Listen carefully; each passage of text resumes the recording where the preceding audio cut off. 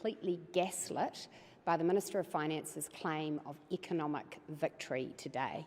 This is an insult to every New Zealander who is still struggling to pay their rent, their mortgage, for their groceries because of Labor's reckless economic mismanagement. And to see a Finance Minister so out of touch today that he claimed victory tells me he needs to get out more. Will you take down the science and say that New Zealand is in recession? The Reserve Bank forecasts recession. For most New Zealanders, they feel like they are in recession. New Zealand is never technically in a recession, and certainly isn't now. Has National been talking down the economy? Let's not talk about what's technical, let's talk about what's real. The reality for far too many New Zealanders is that their wages have not kept up with inflation. They are struggling to pay their bills. They are struggling to pay their mortgage. It feels like a recession. And we can have a big debate about the technical numbers, but that is the cold, hard reality. And National knows that if we're going to get that cost of living crisis under control, we need better, more disciplined economic management to take pressure off inflation, to take pressure off interest rates, and to get the economy growing productively once again. Surely the issue is it's playing the role. Seems to be holding up the economy while the primary sector suffers. What is National going to do to address that, make that shift? Well, we want to see productive growth across the economy. We want to back our farmers, back our exporters, and ensure that businesses have the confidence to invest and grow. I've been talking to businesses over the last week, and I can tell you, when interest rates are up over 7%, things look bleak for many of them. They are very worried about what the future holds. A week doesn't go by where I don't have a New Zealander come up to me and say, if Labor win, I'm leaving. We can't go on like this. We are going to bring discipline back to government spending, reduce the income tax that working people pay, reduce the regulatory burden that is holding back investment and growth, invest in the infrastructure needed to drive growth, and put more of a focus on education and skills. Can we just be clear on the numbers though? Do you see that second quarter of the recession to actually fulfil the technical definition of a recession now? Look, I just don't want to be talking about technicalities when I know the reality for New Zealanders, because I've been speaking to them on their doorsteps and in their homes, and for them, the economy has never felt bleaker. Many of them can't keep up with their own grocery costs. When the red light goes on their petrol dial, they worry about whether or not they can afford to fill it up again. This is just pure numbers, like was New Zealand in a recession or not? New Zealand has been through an extremely tough economic time and remains in a very tough economic time. It was not a recession technically because that has been revised back to What we know is that the economy shrank at the end of last year and there was flat growth or negative growth on a per capita basis. The latest headline is when New Zealand is the only country in Asia Pacific in recession. That's not true anymore. So what is your new take like?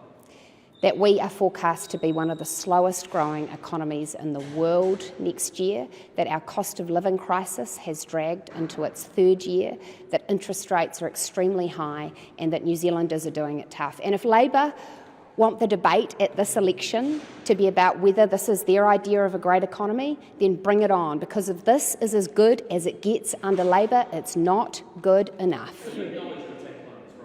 I don't acknowledge that. I think we are absolutely right to focus this campaign on the economy, how mismanaged it has been, and how much hardship that is causing for everyday New Zealanders.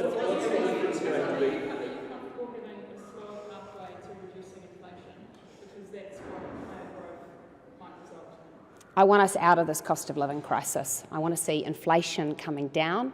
I want to see productive growth. Sure, but I mean, everyone wants that, but the reality is if we have higher growth, we might have higher inflation. So there's a bit of a trade-off. Which would you rather? The trade-off that this Finance Minister has made is he chose to do big spending budgets in the middle of an inflation crisis. He added huge amounts of government spending, put fuel on the inflation fire, and the result is that high inflation has persisted for longer than it needed to. But looking ahead, so that's the past, looking ahead, which would you prefer, a slower return to the target band of inflation and higher growth, and lower growth and faster return to the band? I want lower inflation and a return to productive growth. So you'll stop the attack ad saying New Zealand is in recession? Look, you'll have to talk to our party campaign about advertising. You'll have to talk to our party campaign about advertising. What day is your fiscal plan coming up? It'll be out before early voting starts. But do you think it's a wee bit, overseas voting starts next Wednesday? Is it slightly anti-democratic to only give overseas voters, first voters, a couple of days to read your fiscal plan before they decide to vote? I heard Grant Robertson waxing a little lyrical about this, and here's a challenge. Where's his fiscal plan? Because let's remember, he may have released a pre-election update, but what he hasn't done is release what that looks like once you add all of Labor's promises. GST, solar panels, dental, light rail in Auckland, an income insurance scheme, Lake Onslow project. What does that look like, and when's he planning to release it? Both as bad as each other. My answer is we'll be releasing our fiscal plan in time for voters to examine it before they make their choice. The missing 500 million from the foreign buyers. There's no missing money, Richard. Well, virtually everybody who's looked at it says there is. I utterly reject that. Some economists have used different assumptions to come up with different numbers. We have put together a careful, prudent plan. We have had an independent economist assess it. They agree with us, and we're confident in our costings. Did show that there was a $500 million change in the SURF, the ETS money. So are you going to, that money is concretely gone. Are you going to change your fiscal plan to adjust for that? Well, the money hasn't gone. Labor have allocated it to a different place, which is their transport plan, and we have a different transport plan. So you're going to cover it. The bigger picture here is, do you accept that with to fund your tax variables, so you take the worst case scenario and say 2 or 3 of those variables, then it's pretty bad in terms of funding it. You know, like a lot has to go right for you to get that money. We have put our tax plan together very conservatively. As you know, it is put together with 8 areas of reprioritisation and revenue. In terms of the cost of the tax reductions, in the first year of our plan, we raise more than $500 million more than we then pay out in tax reduction. That's a prudent position. We've also, in a couple of instances, in terms of the costing of the tax reduction we've offered, chosen very conservative numbers. We're confident we can deliver our plan. Why not just release the cost? There is a table in our document which outlines for every single initiative, all 7 tax initiatives, all 8 areas of reprioritisation and revenue, our annual costings. That has been the tradition of New Zealand political parties, to cost on an annual basis the cost of their initiatives and commitments. We have done that. You keep talking about productive economy, three top things nations going to do to get that, presumably get productivity up. Well, to get productivity up, we think it's essential that businesses can feel confident about their operating environment. So for us, that means ensuring that the regulatory framework is better. We released a number of the areas of red tape that we want to reduce. For us, that's about ensuring they can have confidence that we'll be investing in the infrastructure needed to support productive growth and drive productivity.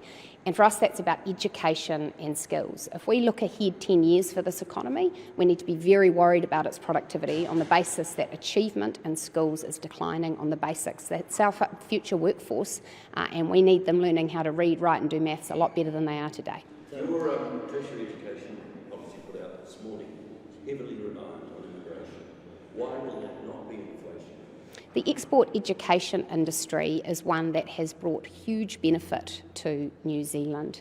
It has been a source of export revenue. Remember, this is an economy with a severe current account deficit, the worst in the developed world. We need that export revenue. It's also been a source of international connections and partnerships, a source of revenue for our training institutions, and the people who have come here have not only worked in good jobs in this New Zealand economy, but many, having trained here, have stayed and contributed to the growth of it. So we're proud to stand by the export education industry. The One News poll last night suggested that 82% of Kiwis want you to be upfront about how you might work with New Zealand first. Will you do that? Well, I think that poll last night showed that this is still an exceptionally close election. While there is a strong mood for change, we think that more than ever, people need to understand that if they want change, they need to cast their party vote for National. Any other vote risks that we get a continuation of Labour, but worse, in a coalition of chaos with Te Pāti Māori and the Greens. As I said, we think this is an exceptionally close election and we want people to party vote National. Are you keen to work with Winston Peters?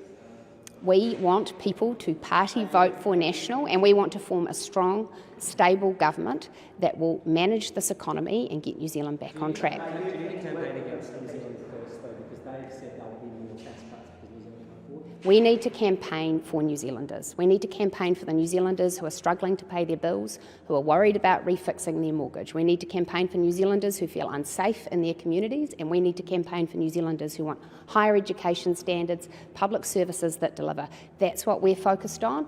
We're not into all of that other Are chit-chat. you ready to go and tell Winston Peters to go whistle if he comes to coalition negotiations and says no, those tax cuts are off the table? I think I've been quite repetitive.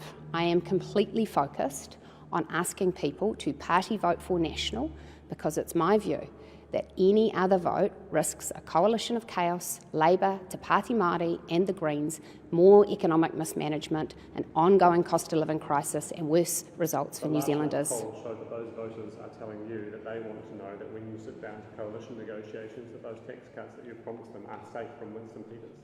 What voters are telling us is that they want a strong, stable government that will manage this economy better. And my message back to them is the way to achieve that is with a party vote for National. Is it all slightly sort of funny, I guess, that for months now, National's been saying New Zealand's in a recession, we're the only country in the region that's in a recession, and then today it's revealed that, we weren't in a recession, and, obviously you only found out about that today, but after that you've decided that you're not into technicalities anymore, and no longer do you want to talk about technicalities because technically that was wrong. Well, by everyone's definition, we had been in recession, and I thought that married up with the experience of New Zealanders who every week when I am meeting them are telling me how tough it is. And not only do they feel like the cost of living crisis is crushing them now, but when they look ahead to a future under Labour, they see more bleak times ahead. And it is also true that the Reserve Bank has forecast recession this year. It is also true that many economists forecast recession. It's also true that many economists point to the fact that we will be one of the slowest growing economies in the world. So there's stats and there's data there. But my focus has always been and will always be the realities of the lives of everyday New Zealanders, and that's where it should be. Do you accept that the people are upset because there's inflation, right? They are employed even though there's been slow growth, people are employed at the moment because there's inflation. So to get inflation under control, we need to slow the economy. So is this not just what we need to do to take our medicine? I don't think it's fair for New Zealanders to be told that because Grant Robertson couldn't stop his addiction to spending, couldn't live within his own budget allowances, couldn't say no to the requests for more and more money from government agencies who wanted to pay more consultants, that New Zealanders then just need to take that with a grain of salt. Actually, we are here because we've had a government that mismanaged the economy, and no, that's not okay. Can you put a number now on the number of civil servants you're going to sack in Wellington as a consequence of your 6.5% cuts? That's not our policy. Our policy is to work with the chief executives of the government agencies we've identified and to ask them to identify the savings they think can occur quickly while prioritising and preserving frontline services. As a Wellingtonian and as a finance spokesperson, are the film subsidies safe under National, the film subsidy regime? Yes. On the growth figure today, you can say that might be inflationary or the pressure on the Reserve Bank. Look, the Reserve Bank will make its own decisions and we respect their independence. What I know is that for many New Zealanders there's a toxic combo going on right now, which is high inflation with prices rising fast, as well as really high interest rates, making their debt very crippling, as well as an outlook that looks bleak. That combination is awful, and it's why we need to elect a new government who knows how to manage the economy. With respect to wages, what are you going to do about the minimum wage? Will you match Labour and increase it every year? And will you also address increases in the living wage? Well, it's actually always been our policy to increase the minimum wage each year. I just want to clarify policy thing. The bright line test, when you bring it back to 2 years, would you include new builds or keep that excluded from new builds? The bright line test we will bring back for the new builds. Currently new builds are, they're Yes, we will maintain the new build exemption. Sorry, I didn't quite get your question at first. You can repeat it if you wish. So previously, the new builds were included. Yes. When you build and you sold it for 2 years, you would be taxed. Now, Mm-hmm. you're proposing to bring it back. Would you be taxed or wouldn't you be taxed? We will treat them the same. As currently, like excluded, or would you tax them? If you put your question to me in writing, I'm going to come back to you with an accurate answer because I can see I'm tripping up over myself. Do you think New Zealanders feel like the economy is picking up? No, I don't. I've been doing a lot of door knocking in the past few weeks, and some of the stories people are telling me are awful. I met a superannuitant couple who told me they haven't gone to see their grandchildren for 2 years because they can't afford a weekend away. I've met parents who say that they're worried about how they're going to pay for their kids' sports fees. These are middle-income people who are working hard and can't make it add up. People are terrified about refixing their mortgages onto much higher interest rates. People are terrified about the rising price of petrol. They are worried about where the economy is going, and many of them are saying to me, if we don't get a change of government, we're leaving, because the only place they can see hope is on the other side of the ditch. Well, my message to them is if you want a better New Zealand economy, you have to vote for National. We'll get the economy back on track. And if the vast majority of New Zealand voters want political parties to be upfront about when they come to coalition, don't you think it's disrespectful to not be upfront? I think we've been very upfront about our intentions and the kind of government we want to run.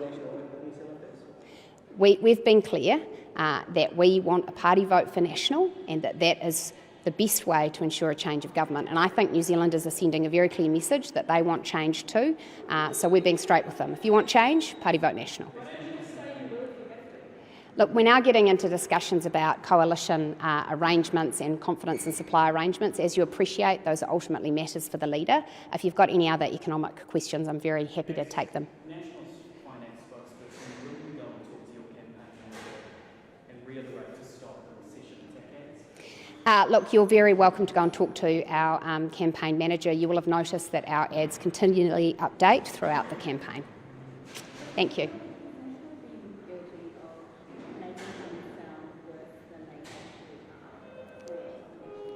But no, the complete opposite. Grant Robertson is guilty of gaslighting New Zealanders by telling them we've had a victory when they have never done it tougher in many, many instances. There are New Zealanders who are worried about whether they can keep their houses. There are New Zealanders who cannot pay for their groceries, whose rents have gone up $50 a week, and they don't know where they're going to find that money. There are New Zealanders whose wages haven't kept up with their costs and are struggling more than ever. New Zealanders who have never felt hardship before are feeling it, are in debt arrears, are turning up at budgeting services. It's National's job to reflect that reality, and we will keep doing it. So to every New Zealander who's sitting at home watching the news, hearing Grant Robertson tell them there's been a victory, my message to them is, I'm on your side, and I know it doesn't feel like victory. It's not, but come election day, it's coming. New Zealanders are worried about how unstable their financial situations are, and I think what they can see is that they don't have much financial security, because they know it wouldn't take much to push them off the edge. And so to some extent, some of them do worry that if anyone lost their job, they would be in trouble. So that does get raised from time to time. Waitomo Petrol yesterday said that they expected the price of petrol to go to $3.50 by Christmas. Now, some of that is obviously the ETS going up, but even so, it looks as though it's going to be over through tax accepted before Christmas. What can you do to bring the price of petrol down apart from removing taxes? We can say no to Labor's unconscionable plan to add another 12 cents to petrol prices next term. It is their plan to add another 12 cents in tax, which will add $8 at the pump. Well, actually, there's a really clear choice between a Labor Party who wants to keep adding more petrol taxes and a National Party who says, no, we won't do that. No. Your tax hike only begins, I think, on 1 July next year, so before Christmas, doesn't it? And if Labor are elected on 1 July, that will be pain at the pump for New Zealanders. Thank you.